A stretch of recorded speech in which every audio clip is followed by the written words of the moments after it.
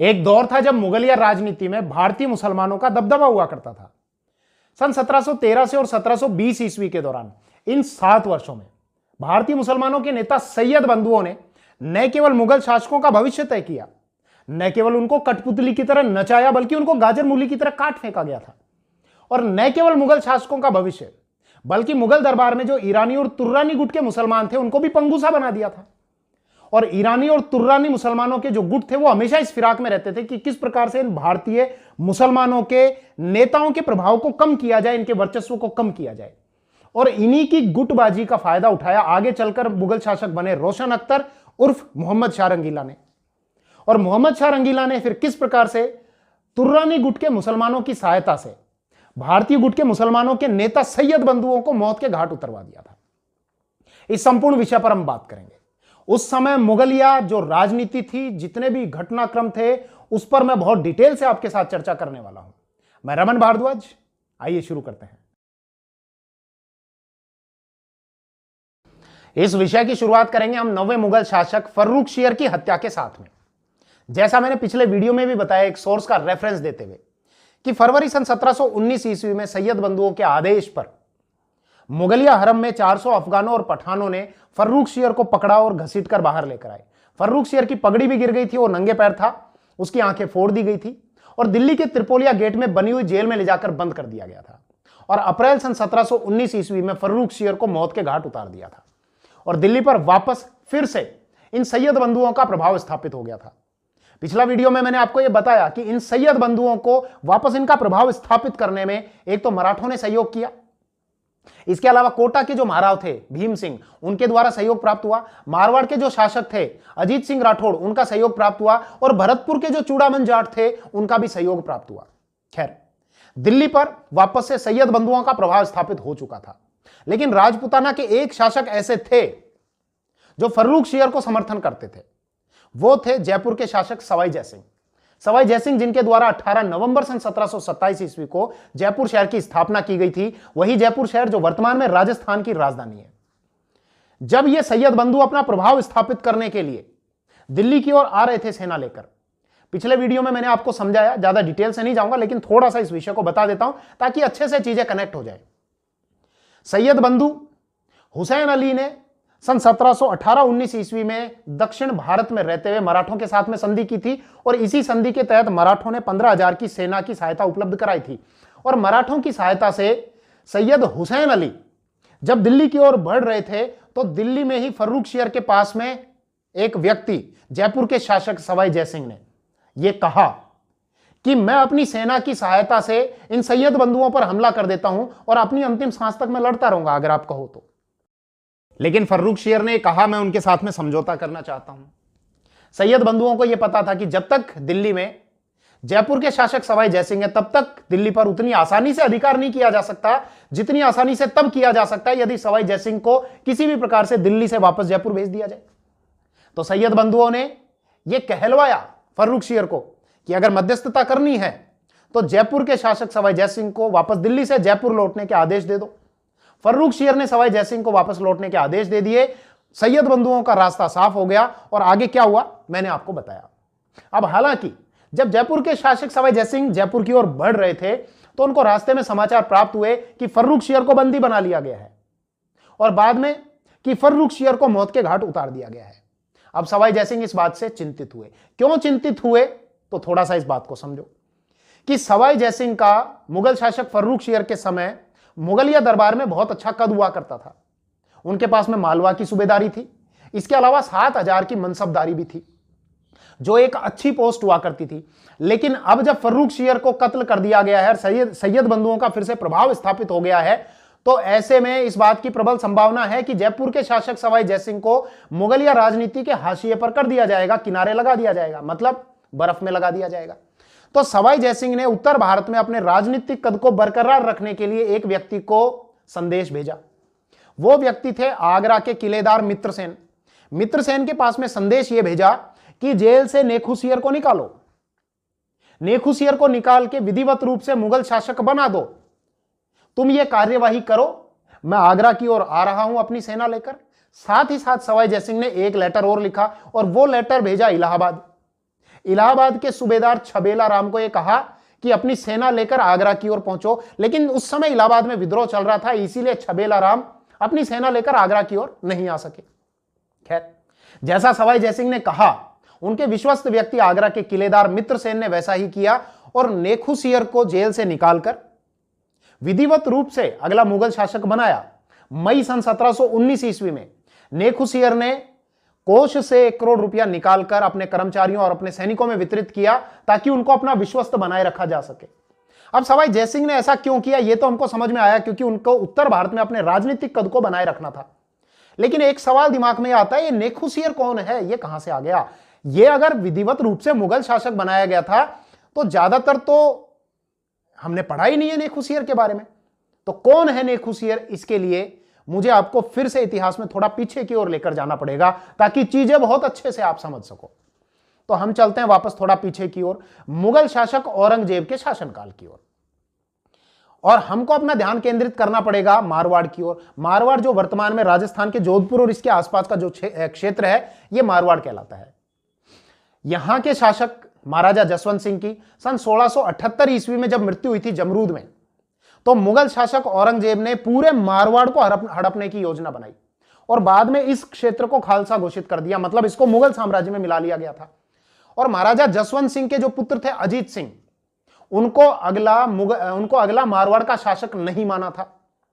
तो मारवाड़ के ही दुर्गादास राठौड़ ने अजीत सिंह को अगला शासक बनवाने को लेकर जीवन भर संघर्ष किया था, और इसमें मारवाड़ के राठौड़ों की सहायता की थी मेवाड़ के महाराणा राज सिंह ने। तो मेवाड़ के सिसोदियाओं और मारवाड़ के राठौड़ों का यह एक गुट बन गया था, और इनका दमन करने के लिए औरंगजेब आया उस समय अजमेर की ओर, और वहां से अपने पुत्र अकबर को एक सेना लेकर मारवाड़ की ओर भेज दिया। अब ध्यान रखना, एक मुगल शासक अकबर है, वो अलग है, और औरंगजेब के जो पुत्र थे आजम मुअज्जम अकबर, ये अलग है। औरंगजेब के पुत्र का नाम भी अकबर था, जो आगे चलकर विद्रोही हो गया था, अपने पिता का विरोध करने लग गया था। खैर, अकबर आया और अकबर को सिसोदियाओं और राठौड़ों ने, मतलब महाराणा राज सिंह और दुर्गादास राठौड़ ने अकबर को अपनी ओर मिला लिया और यह कहा कि क्यों औरंगजेब की ओर से युद्ध लड़ रहे हो, हम आपको समर्थन देते हैं। आप एक काम करो, आप अपने आप को मुगल शासक घोषित करो, हमारी सेनाएं आपके साथ में है। इनका समर्थन पाकर अकबर ने इनके गुट को ज्वाइन कर लिया और 1 जनवरी 1681 ईस्वी को अपने आप को नाडोल में, नाडोल जो वर्तमान में राजस्थान के पाली जिले में आता है, वहां पर अपने आप को अगला मुगल शासक घोषित कर दिया। अब औरंगजेब को पता लगा कि बेटे को भेजा था दमन करने के लिए, बेटा तो खुद बागी हो गया, तो औरंगजेब सेना लेकर आया। लेकिन अब दुर्गादास राठौड़ ने अकबर के प्राणों की रक्षा के लिए, क्योंकि तीनों ने गुट तो बनाया था लेकिन वो गुट सफल नहीं हुआ था, तो अब अकबर के प्राणों पर संकट आ गया। लेकिन दुर्गादास राठौड़ ने उनके प्राणों की रक्षा का वचन दिया था, तो दुर्गादास राठौड़ ने अकबर के प्राणों की रक्षा के लिए मराठों से सहयोग मांगा और अकबर को लेकर दक्षिण भारत में मराठों के पास में चले गए। बाद में अकबर भारत को छोड़कर ईरान की ओर चले गए, लेकिन जब अकबर ईरान की ओर गया तो उसका जो पुत्र था वो मुगलिया हरम में रह गया था आगरा में, जिसको बंदी बना लिया गया था, और उसी पुत्र का नाम था नेखुसियर। और उसी नेखुसियर को सवाई जयसिंह के कहने पर मित्रसेन ने आगरा की जेल से निकालकर विधिवत रूप से ताजपोशी की और अगला मुगल शासक बना दिया था मई सन 1719 ईस्वी में। अब यह बात जब सैयद बंधुओं को पता चली, क्योंकि नेखुसियर ने बादशाह बनते ही वहां का आगरा का जो नाजिम था, जिसका नाम था गैरत खां, जो सैयद बंधुओं का क्लोज हुआ करता था, उस पर हमले करने शुरू कर दिए। तो गैरत खां ने एक लेटर लिखा, किसको? सैयद बंधुओं को, कि यहां तो इस प्रकार की घटना हो गई है। सैयद बंधु वहां पर पहुंचे, उनके साथ में कोटा के महाराव भीम सिंह भी थे, उनके साथ में भरतपुर के चूड़ामन जाट भी थे, और इनकी सहायता से आगरा में जो भी ये राजनीतिक उठापटक हो रही थी, इसको आसानी से दबा दिया गया। और अगस्त सन 1719 ईस्वी में मित्रसेन और नेखुसियर दोनों ने आत्मसमर्पण कर दिया। वापस से नेखुसियर को जेल में डाल दिया गया। अब हालांकि सवाई जयसिंह जो आगरा की ओर बढ़ रहे थे, जब रास्ते में उनको ये समाचार मिले कि नेखुसियर का तो दमन कर दिया गया है, इनको बंदी बना लिया गया, मित्रसेन को, नेखुसियर को, तो सवाई जयसिंह वहीं से वापस उल्टे हो लिए और अपनी सेना लेकर जयपुर की ओर चल दिए। खैर, ये तो इस प्रकार की उठापटक हुई आगरा में। अब सवाल यह है, दिल्ली में क्या चल रहा था?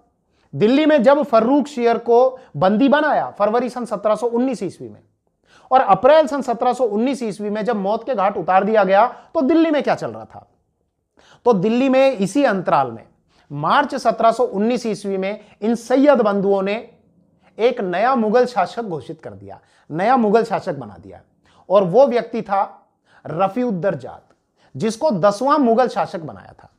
रफीउद्दरजात कौन, ये कहां से आया, क्योंकि अभी बहुत नाम आएंगे, रफीउद्दरजात, रफीउद्दौला, मोहम्मद इब्राहिम, रोशन अख्तर। तो ये कौन हैं? इनके पिता में से तो कोई शासक था ही नहीं। तो थोड़ा सा मैं आपको इतिहास में फिर से कुछ साल पीछे की ओर लेकर चलूंगा, लगभग 12 साल पीछे की ओर लेकर चलूंगा, ताकि ये पूरा रिलेशन आपको समझा सकूं। ज्यादा पीछे नहीं जाएंगे। 1707 ईस्वी की बात करते हैं, जब मुगल शासक औरंगजेब की मृत्यु हुई थी। औरंगजेब की मृत्यु के पश्चात अगले मुगल शासक बने थे मुअज्जम, या जो बहादुर शाह प्रथम के नाम के से जाने जाते हैं। बहादुर शाह प्रथम, जिनका शासनकाल रहा 1707 से और 1712 ईस्वी तक। बहादुर शाह प्रथम के 4 बेटे थे। एक का नाम जहांदर शाह, एक का नाम अजीमुशान, एक का नाम रफीउशान और एक का नाम जहान शाह। यह हम जानते हैं कि 1712 ईस्वी में जब बहादुर शाह की मृत्यु हुई, मतलब मुअज्जम की जब मृत्यु हुई, तो बहादुर शाह की मृत्यु के बाद बहादुर शाह के जो बेटे थे जहांदर शाह, वो अगले शासक बने 1712 से और 1713 ईस्वी तक। और 1712 ईस्वी में बहादुर शाह की मृत्यु के बाद ये जो मुगल उत्तराधिकार का संघर्ष हुआ था, इसमें जहांदर शाह विजयी रहे और बाकी के जो 3 भाई थे, इन तीनों भाइयों को मौत के घाट उतार दिया गया था। कौन से तीनों भाइयों को? वही रफीउशान, अजीमुशान और जहान शाह। तो अब थोड़ा सा और समझो, इनके जो बेटे थे, अजीमुशान के बेटे का नाम था फर्रुख शेर, जो सैयद बंधुओं की सहायता से आगे चलकर मुगल शासक बना था सन 1713 से 1719 ईस्वी तक, जिसके बारे में मैं पिछले वीडियो में बहुत डिटेल से आपको बता चुका। इसके अलावा रफीउशान के जो बेटे थे वो थे रफीउद्दौला, रफीउद्दरजात और मोहम्मद इब्राहिम। ये नाम ध्यान रखना, अभी आएंगे बार बार। और इसके अतिरिक्त इन्हीं के जो भाई थे, मतलब जहांदर शाह, अजीमुशान, रफीउशान, इन्हीं के एक भाई थे जिसका नाम था जहान शाह। जहान शाह के बेटे का नाम था रोशन अख्तर, जो अब आगे चलकर मोहम्मद शाह रंगीला के नाम से अगला मुगल शासक बनेगा। तो ये नाम आप ध्यान रखना, क्योंकि ये बार बार मैं डिटेल से नहीं बताऊंगा। तो वापस हम अपने पॉइंट पर आ जाते हैं कि जब फर्रुख शेर को पकड़ा गया, बंदी बनाया गया, मौत के घाट उतार दिया गया, इसी अंतराल में मार्च 1719 ईस्वी में रफीउद्दरजात को 10वां मुगल शासक बना दिया था इन सैयद बंधुओं ने। और जब रफीउद्दरजात को मुगलिया गद्दी पर बैठाया जा रहा था, तो उसकी माता रो रही थी। क्यों? क्योंकि वो जानती थी किस प्रकार से पिछले मुगल बादशाहों का हश्र हुआ था, उसी प्रकार से उसके पुत्र का भी आगे चलकर यही हश्र होने वाला है। रफीउद्दरजात, जो इस समय मात्र 20 वर्ष का था और टीबी का मरीज था, ट्यूबरक्यूलोसिस। हालांकि और अलग अलग सोर्सेज में अलग अलग बीमारियां भी बताई जाती है। ज्यादा लंबे समय तक शासक नहीं रह पाया और लगभग 3-3.5 महीने शासक रहने के बाद रफीउद्दरजात ने गद्दी को छोड़ा। ये कहा, मैं बीमार हूं, मेरे बड़े भाई को शासक बना दिया जाए। तो रफीउद्दरजात को गद्दी से हटाकर सैयद बंधुओं ने उसके बड़े भाई, लगभग 1.5 या 2 साल बड़ा था उससे, रफीउद्दौला, उसको अगला मुगल शासक बना दिया। रफीउद्दौला भी ज्यादा समय तक नहीं रहा और 4 या 4.5 महीने तक ही वो अगला मुगल शासक रहा। मतलब फाइनली सितंबर 1719 ईस्वी तक रफीउद्दरजात और रफीउद्दौला दोनों का अंत हो चुका था। सोर्सेज में यह पढ़ने को मिलता है कि दोनों का बीमारी के कारण अंत हुआ था, बीमारी के कारण मृत्यु हुई थी। लेकिन इतिहासकार कामवार खां ये लिखते हैं कि इन दोनों को सैयद बंधुओं ने ही जहर देकर मरवाया था। खैर, जो भी है, जैसे भी इनकी मृत्यु हुई। अब जब सितंबर 1719 ईस्वी में रफीउद्दौला की भी मृत्यु हो गई, तो अब मुगल शासक के तौर पर एक नया चेहरा चाहिए।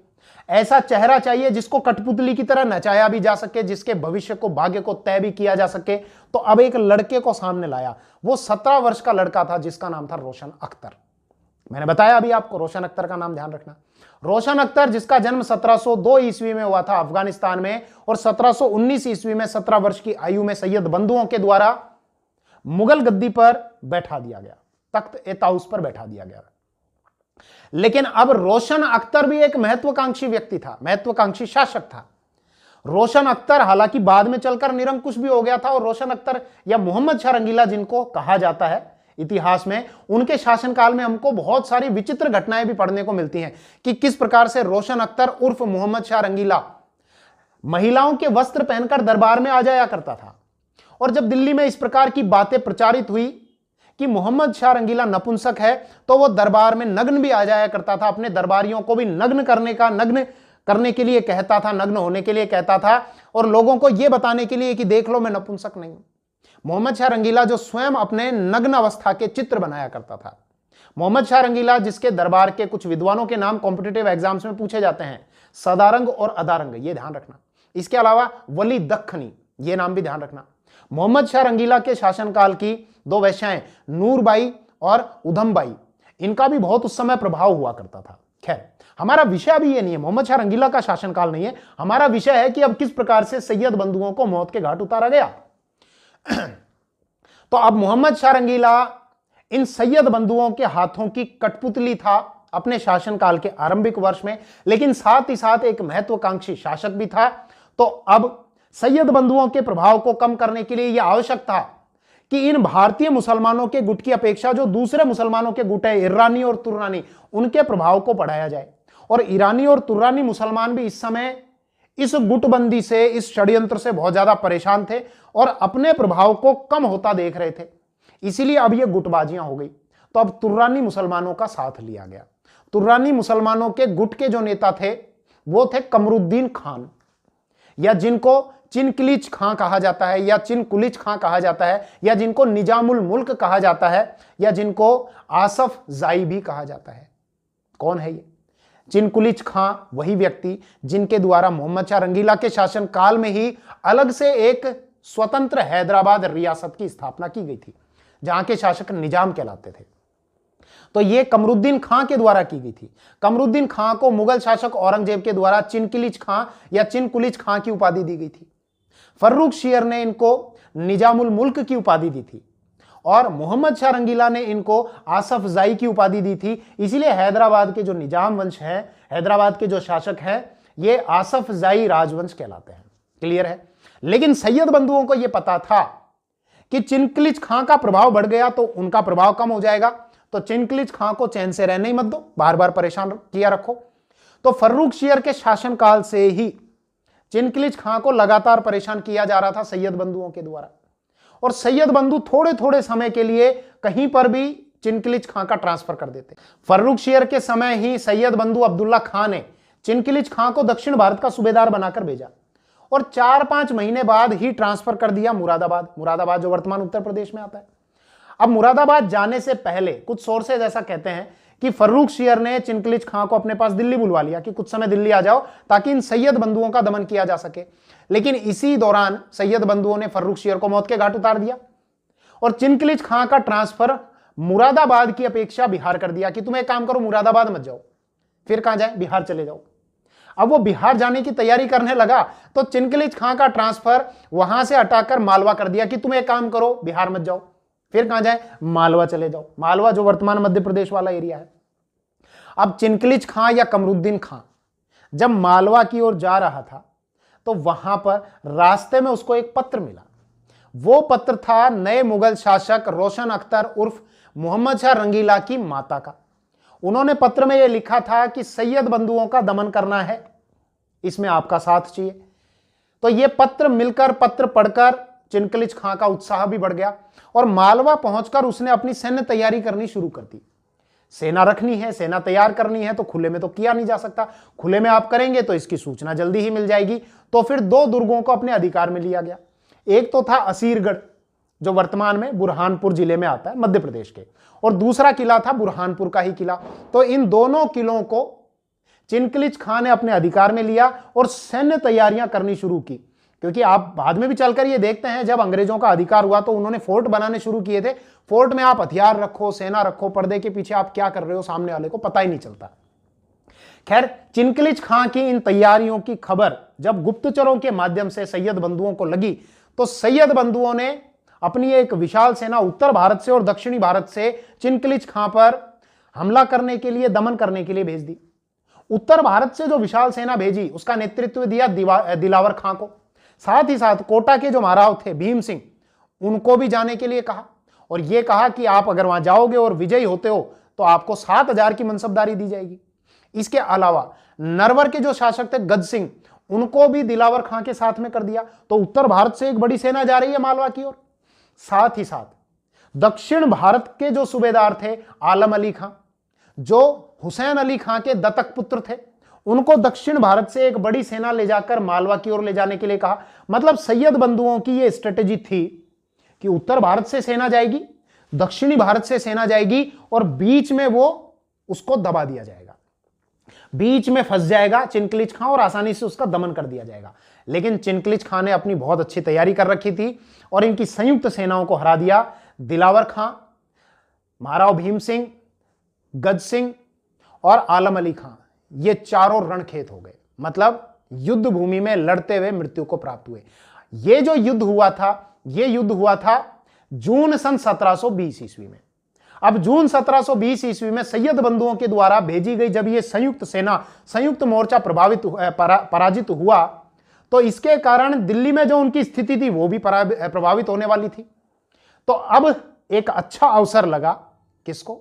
मुगल शासक मोहम्मद शाह रंगीला को, कि अब यह अच्छा अवसर है दोनों सैयद बंधुओं का दमन कर दिया जाए।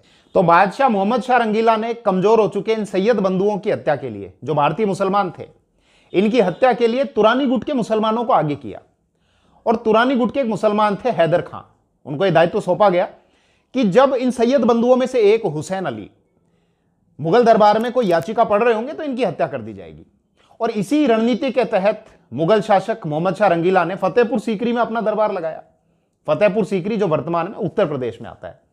और उसी दरबार में जब सैयद बंधु हुसैन अली एक याचिका पढ़ रहे थे तो हैदर खां के द्वारा उनकी छाती में छुरा घोंपकर हत्या कर दी गई। कुछ सोर्स हालांकि यह भी कहते हैं कि जब हुसैन अली दरबार से बाहर गए और पालकी में बैठकर जा रहे थे तो उनको पालकी से ही खींचकर नीचे घसीटा गया और फिर उनकी छाती में छुरा घोंपकर हत्या की गई और फिर छाती पर चढ़कर गर्दन काट दी गई। और वो कटी हुई गर्दन हुसैन अली के भाई अब्दुल्ला खां को भेज दी गई और साथ ही आदेश भी भेजा, क्या? कि तुरंत मुगल दरबार में उपस्थित हो, ऐसा बादशाह का आदेश है। हालांकि अब्दुल्ला खां ने फिर से एक चाल सोची कि मोहम्मद शाह रंगीला को गद्दी से हटा दिया जाए और एक नया बादशाह बना दिया जाए, लेकिन इस बार अब्दुल्ला खां की वो चाल सक्सेस नहीं हुई। अब्दुल्ला खां ने मोहम्मद इब्राहिम को नया बादशाह घोषित कर दिया। ध्यान करो, मैंने आपको बताया था मोहम्मद इब्राहिम कौन थे अभी थोड़ी देर पहले। तो मोहम्मद इब्राहिम को नया बादशाह घोषित कर दिया और अपनी सेना तैयार की। सेना तैयार करके मोहम्मद शाह रंगीला पर आक्रमण कर दिया। और नवंबर सन 1720 ईस्वी को हसनपुर में यह युद्ध हुआ। हसनपुर जो वर्तमान में आगरा के निकट आता है, उत्तर प्रदेश के आगरा के निकट आता है। लेकिन इस बार अब्दुल्ला खां की पराजय हो गई। अब्दुल्ला खां को बंदी बना लिया गया और बंदी बनाने के बाद जेल में डाल दिया गया। हालांकि तुरंत अब्दुल्ला खां को नहीं मारा गया। शुरुआत में मोहम्मद शाह रंगीला का व्यवहार अब्दुल्ला खां के प्रति ठीक था, जैसा हम पढ़ते हैं, लेकिन बाद में वर्ष सन 1722 ईस्वी में अब्दुल्ला खां को जहर देकर मार दिया गया।